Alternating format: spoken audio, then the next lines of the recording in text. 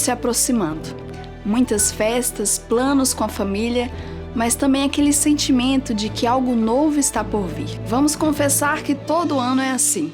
Fazemos planos, sonhamos, criamos expectativas para o ano seguinte, com várias resoluções e mudanças que queremos alcançar para a nossa vida. Mas esse também é um período que precisamos lidar com o nosso cansaço, frustrações e decepções de objetivos não alcançados ou de sonhos que não foram realizados. Nós queremos encontrar as respostas no Evangelho de Jesus, para que mesmo com a realidade do cansaço e das frustrações, possamos encontrar em Cristo o soberano controle de Deus sobre as nossas vidas, enxergando Jesus como a completa realização para as nossas expectativas.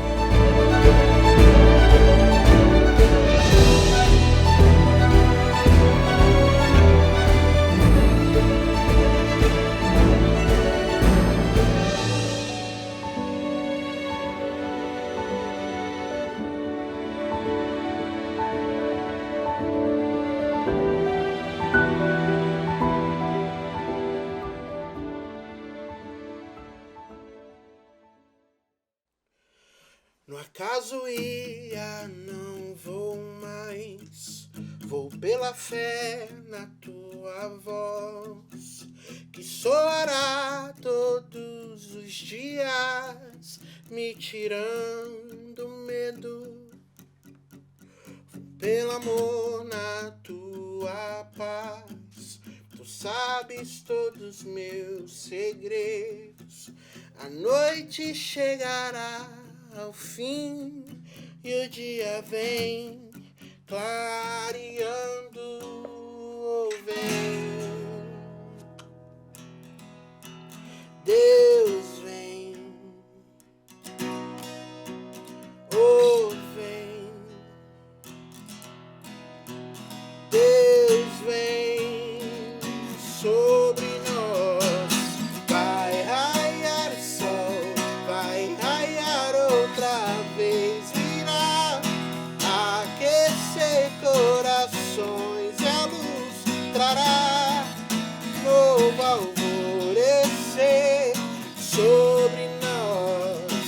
Vai raiar o sol, vai raiar outra vez, virá aquecer corações e a luz trará novo alvorecer sobre nós.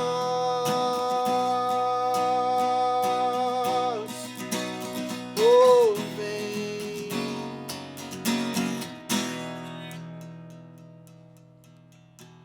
No acaso ia, não vou mais, vou pela fé na tua voz. Palavra antiga, verbo, guia-nos no teu caminho. O teu amor na tua paz, tu sabes todos os meus segredos. A noite chegará ao fim e o dia vem clareando, vem. Deus vem, vem. Deus vem sobre nós, vai raiar o sol, vai raiar outra vez, virá aquecer corações, a luz trará novo alvorecer sobre nós. Vai raiar o sol, vai raiar outra vez, virá aquecer corações e a luz trará novo alvorecer sobre nós.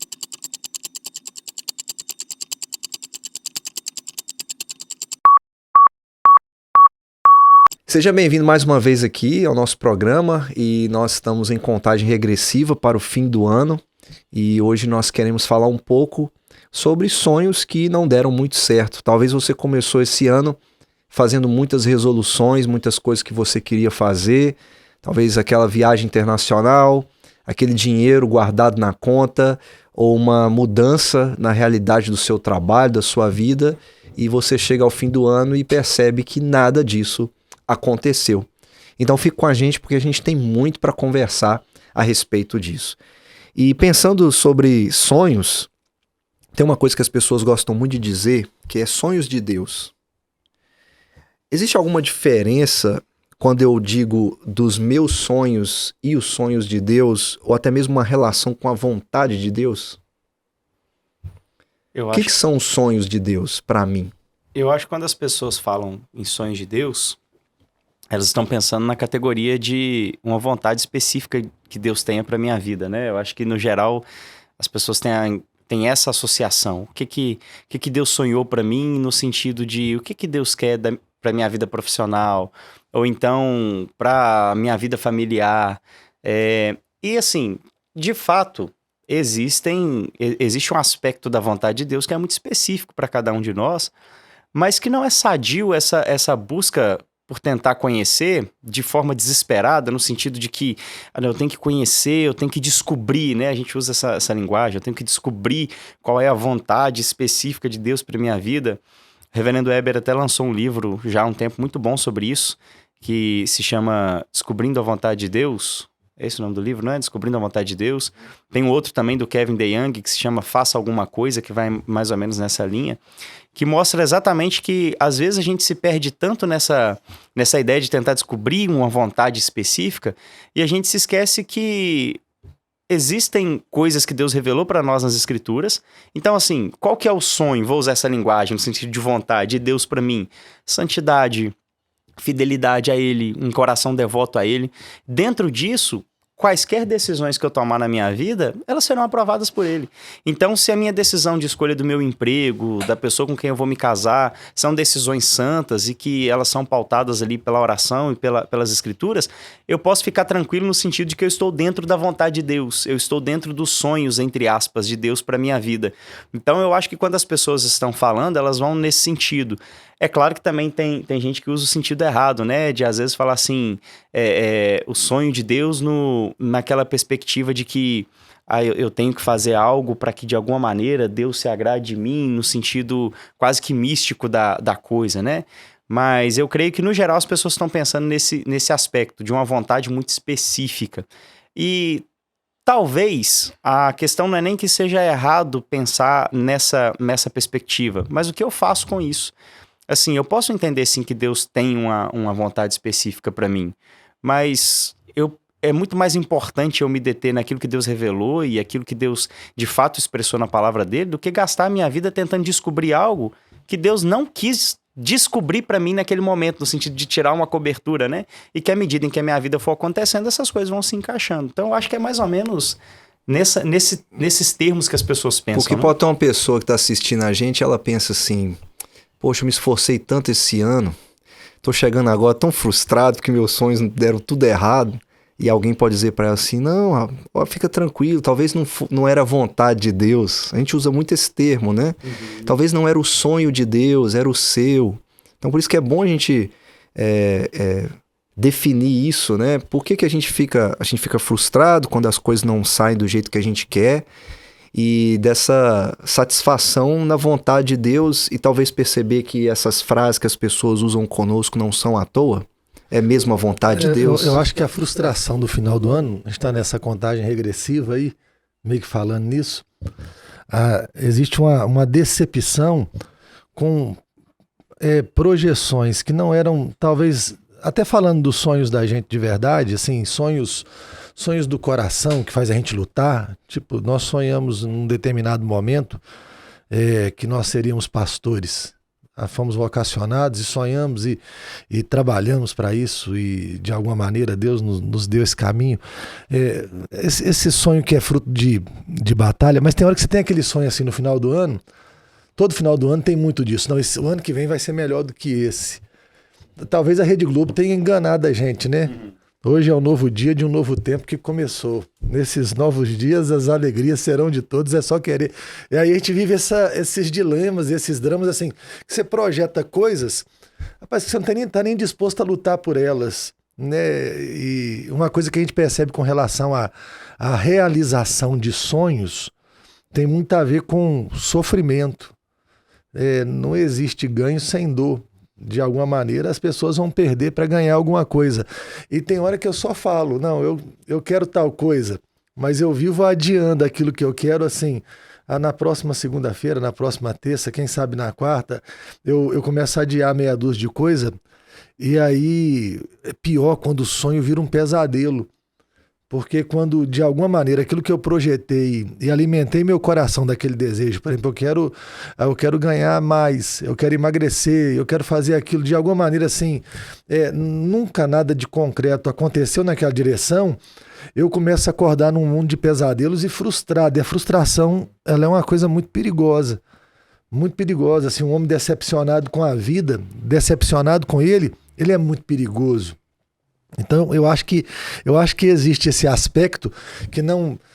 quando você vai para o evangeliquez aí, a gente vai falar assim, os sonhos de Deus são maiores que os meus e tal, e a gente vai falar assim, não deu certo porque não era o sonho de Deus. Deus é um Deus de propósito, né? Deus é um Deus de decretos, de projetos definidos. E aí uma coisa que me chama a atenção é quantas vezes... Muito da minha frustração tem a ver com as minhas projeções de um belo mundo que, rapaz, ninguém me prometeu. Eu me prometi esse mundo ideal, esse mundo dos sonhos, e no final das contas ele não aconteceu porque eu não tive nem coragem de lutar por ele. E aí eu fiquei altamente decepcionado. Eu quero falar de alguma coisa daqui a pouco, mas eu volto daqui a pouco. Deixa vocês... Você até esqueceu o final da música lá, todos os nossos sonhos serão verdade, né? O futuro começou, né? Você vai realizar todos os seus sonhos. Isso é uma mentira vendida por muito tempo, né? Você vai realizar, por exemplo, em desenhos animados, né? Você precisa batalhar para realizar os seus sonhos. Para você ser aquilo que você sempre quis ser, né? Sempre que você sonhou. E como as pessoas associam essa ideia dos sonhos de Deus, às vezes o meu não deu certo, então não era o sonho de Deus, como o fato de Deus ter algo melhor do que aquilo que eu desejava. Então, assim, esse emprego não deu certo, é porque não é o sonho de Deus, ele tem um emprego melhor. Não, isso aqui na sua vida não deu certo, ele tem algo melhor. Talvez essa ideia da projeção, né? Então, é um uso errado também dessa expressão, ou todos os nossos sonhos vão se tornar verdade, a ideia da música. E quando não dão certo, não, fica tranquilo, é porque os sonhos de Deus são maiores. Então, Deus tem um plano melhor para você, algo melhor. E às vezes, assim, o algo melhor, ele é falado não no sentido do propósito que Deus tem para minha vida, mas no sentido daquilo que eu entendo ser melhor. Então, assim, às vezes Deus não me deu determinado emprego porque era um emprego onde, não sei, tinha alguma corrupção acontecendo lá dentro e Deus quis preservar minha santidade. Mas na minha cabeça, o melhor de Deus para mim não é nesse sentido. É que Deus vai me dar um emprego onde eu vou ganhar mais, onde a minha forma de trabalhar vai ser menos cansativa, vamos dizer assim, né? E às vezes a gente não pensa que o melhor de Deus nesse sentido não tem a ver necessariamente com essas coisas. Os sonhos de Deus serem maiores não tem a ver necessariamente com isso. Vocês acreditam mesmo, se você obedecer todas as fórmulas, você imagina, existem fórmulas e fórmulas do sucesso, de sucesso. Quem obedece tem sucesso? Nem sempre, né? Nem sempre. Eu perguntaria o que é sucesso. O que você está chamando de sucesso para a gente poder responder isso, né? Não, eu fico pensando no que as pessoas chamam de sucesso mesmo, sabe? Se você seguir aquela fórmula direitinho, aquilo vai funcionar para você. Por exemplo, se eu gravar tantos vídeos por dia e postar 4 vezes no Instagram, postar no YouTube, dentro de um tempo eu criar um material para vender, dentro de um tempo eu vou ter minha independência financeira, sabe, eu seguir uma fórmula de sucesso, ela vai me dar sucesso? Eu acho que a literatura de sabedoria do Antigo Testamento trata bastante sobre isso. O livro de Provérbios, ele nos dá diversas fórmulas. Obedeça, não seja preguiçoso, trabalhe duro. E para quem não sabe interpretar essa literatura, pode parecer um conjunto de promessas muito garantidas. Trabalhe duro e você terá sucesso. Tema a Deus e tudo te irá bem. E a gente olha para essa literatura e tende a interpretar mal como promessas muito garantidas. Mas a verdade é que a gente precisa ler a literatura de sabedoria como um todo. E quando a gente observa o livro de Eclesiastes, por exemplo, nós vemos que, às vezes, os homens maus prosperam. Quando nós lemos o Salmo 73... E tudo é vaidade, né? Sim, a gente percebe que não é seguir as fórmulas que vai nos trazer esse resultado automaticamente. É possível que um homem, mesmo tendo praticado mal, não adoeça, tenha uma saúde plena, ao passo de que aquele que teme ao Senhor, que faz tudo certo, que segue todas as fórmulas, e não estou nem me referindo a essas fórmulas coaches, né, de mercado, mas segue as fórmulas ordenadas na palavra de Deus, ele se depara perdendo todos os seus bens, perdendo os seus filhos, perdendo a sua saúde, como foi o caso de Jó. A gente não compreende que tudo está fora do nosso... Nem tudo está no nosso alcance. E quando, naquele diálogo, nos diálogos finais de Deus com Jó, lá no capítulo 38 até o 42, Deus vai mostrando para ele todo o universo e perguntando: onde é que você estava quando eu estabeleci o firmamento da terra? Quando você estava onde eu fiz isso, onde eu fiz aquilo? Será que você consegue domar essas grandes criaturas que eu criei? E diante daquilo tudo, Jó se cala, porque ele percebe que ele não tem conhecimento do futuro, ele não tem conhecimento de como Deus governa as coisas, e ainda que eu planeje, ainda que eu coloque tudo em prática, ainda que eu siga todas as fórmulas ainda que eu siga a dieta que me mandaram, que eu faça os exercícios que o personal mandou, talvez eu não colhe os resultados desejados. Eu posso seguir à risca as receitas dadas pelos coaches, pelos educadores financeiros, e no final eu não tenho a independência que eles prometeram, porque eu não tenho o controle absoluto das coisas. Eu sou limitado, eu não conheço o dia de amanhã, e parte do reconhecimento da admissão que nós precisamos fazer ao planejar é que nós não conhecemos o dia de amanhã e que ele não está debaixo do nosso controle. Como Provérbios 16 diz, eu posso fazer planos, meu coração pode fazer planos, mas a resposta certa sempre virá do Senhor. Mas pensando em regra, sabe? Na regra, no ordinário, no todo dia, existe nessa sabedoria das Escrituras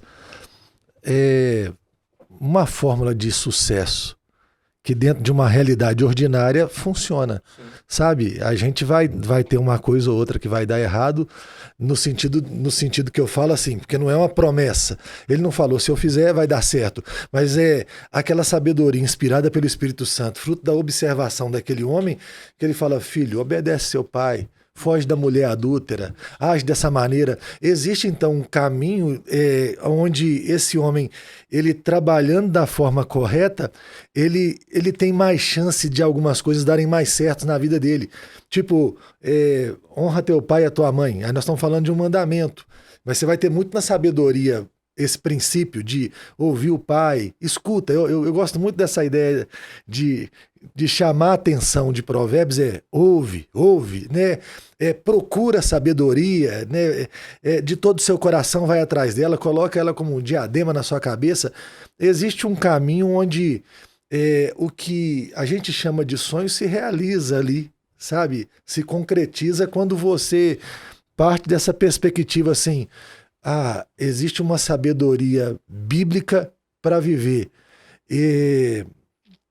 E aí o ponto é o seguinte, eu fico pensando, se para viver essa sabedoria, esse homem não precisa ser alguma coisa, sabe?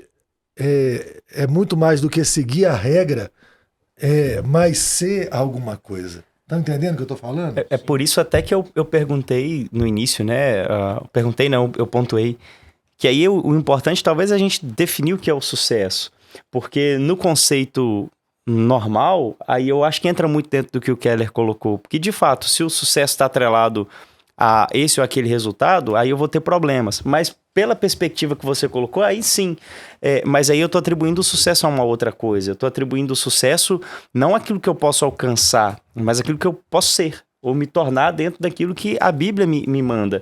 Então, quando a Bíblia vai falar para honrar pai e mãe, para fugir, né, da mulher sedutora lá em Eclesiastes e tudo mais, ela não está se preocupando necessariamente com aquilo que eu vou, o lugar onde eu vou chegar, mas com quem eu vou me tornar. A ideia da imagem e semelhança de Cristo sendo restaurada. E aí, a partir disso, obviamente, eu chego em algum lugar. Mas eu cheguei em algum lugar porque antes essa sabedoria me tornou alguém novo, que é exatamente o que Cristo faz, né? É o nascer de novo que ele fala com Nicodemos. Então, eu acredito que quando a Bíblia vai falar desses mandamentos, essas orientações, é encaminhando para esse sucesso. O sucesso de você se tornar parecido com Cristo de novo. E não o sucesso no sentido de ter um reconhecimento ou de ter um emprego melhor, mas um sucesso no sentido de que aquela imagem e semelhança de Cristo, que foi distorcida de alguma maneira pelo pecado, ela se torna nítida de novo. Eu costumo dar esse exemplo. A gente está aqui com essa imagem aí da contagem regressiva. Se tivesse uma TV de tubo aqui de 14 polegadas com a mesma imagem, a gente veria, só que aqui a gente vê em alta definição, naquela TV você vê distorcida. O que é o sucesso para o crente? É ter essa imagem de Cristo em alta definição de novo. E aí tudo que a Bíblia vai falar nesse sentido, essas orientações, esses mandamentos, é para que a imagem e semelhança de Cristo fique cada vez mais evidente. Então eu acredito que dentro dessa perspectiva que você está colocando, a gente deveria pontuar o sucesso como sendo isso, sabe? Eu sou alguém novo, eu nasci de novo, eu me tornei alguém novo por meio do Espírito. E aí, independente se eu não vou ter saúde, igual aconteceu com Jó, se eu vou perder todas as coisas, qual que é o grande sucesso no final para Jó? Não é Deus dar a ele novos filhos, nova riqueza, é ele poder virar e falar assim, eu te conheci de ouvir falar, agora meus olhos te veem. Retroceder um pouco aqui, antes da gente caminhar para esse raciocínio. É engraçado, se fala muito de sucesso, mas o que a gente enxerga na prática, na realidade, não é um mundo feliz, é um mundo triste. Não é um mundo onde os sonhos foram realizados, é um pesadelo ambulante. Parece que as pessoas estão mais decepcionadas, mais tristes. As pessoas, elas andam hoje... elas andam hoje no poder dos medicamentos, sabe? Você precisa de um remédio para acordar e você precisa de um medicamento para dormir, sabe? Você precisa de alguma química no organismo para que a vida faça algum sentido para você. Não parece um mundo melhor. Sabe, alguém me falou bem assim, nós estamos aliviando as dores. Que ponto nós chegamos assim, que as dores ficaram tão insuportáveis, sabe? Parece que elas não são mais administradas, sabe? Você não consegue mais administrar suas dores. Nós não temos mais capacidade. Toda a história antes de nós administrou as próprias dores e teve hora que você não tinha remédio para dor nenhuma e eles sobreviveram às dores da vida. Hoje em dia a gente não consegue administrar dor nenhuma e sofrimento nenhum e aí é desespero em cima de desespero. Então assim, por mais que se tenha uma grande fórmula para tudo, sabe, 1% de melhora todo dia. Esse dia eu estava lendo um pedaço de um livro, Hábitos Atômicos. Se você melhorar 1% todo dia numa coisa, sua vida vai melhorar. Não estou duvidando da questão, não. Até acho que existe muita coisa interessante ali. Eu olho, todo mundo tem uma solução de felicidade, de riqueza, sabe, de bem-estar. Todo mundo tem uma projeção da boa vida, mas o mundo não está melhor. Sabe, as pessoas não estão mais felizes. Elas não se tornaram aquilo que elas sonharam quando elas eram crianças. Então, assim, elas estão mais desesperadas e mais doentes. Sabe, é a sensação que eu tenho. A gente está mais doente e mais dependente. Por favor, me dê alguma droga que produza alguma alienação, que me arranque da realidade, porque eu não suporto a realidade, sabe? Esse mundo não é a realização dos meus sonhos, esse mundo é o pior pesadelo que eu poderia construir. Então é a sensação que eu tenho de quem vive de projeção, e aí tem que lembrar isso. A gente é bombardeado para ter mais e mais e mais e novas projeções de coisas que talvez sejam inalcançáveis para nós. Já falei isso um dia num programa aqui. Eu tô com 45 anos. Eu nunca vi uma Ferrari de perto, passando na rua. Eu nunca vi.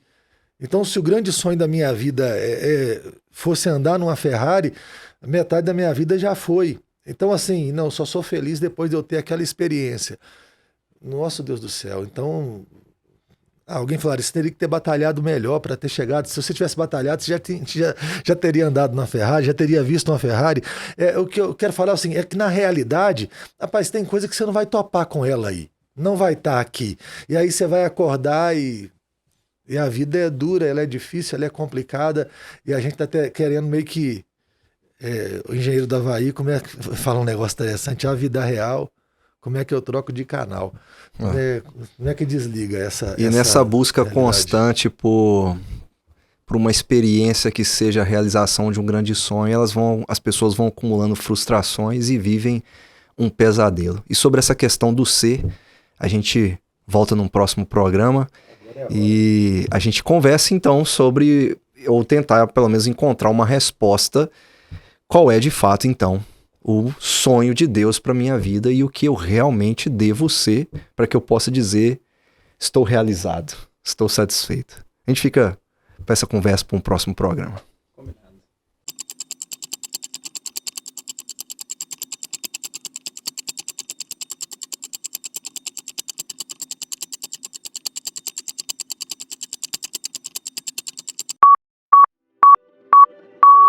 Você deseja entrar em contato conosco?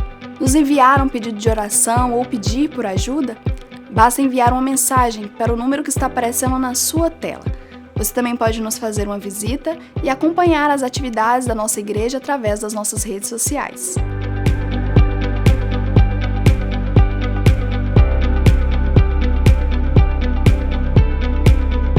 Eu quero agradecer a você pela sua companhia durante todo o nosso programa, o seu apoio, a sua oração. É muito importante para nós continuarmos esse trabalho que visa abençoar a sua vida com a palavra de Deus. Você pode nos assistir todos os sábados às 12h30 e também às 21 horas, seja pela TV aberta ou pelo nosso canal no YouTube. Que Deus abençoe ricamente a sua vida e que a graça do Senhor Jesus esteja sobre a sua vida e também sobre a vida da sua família.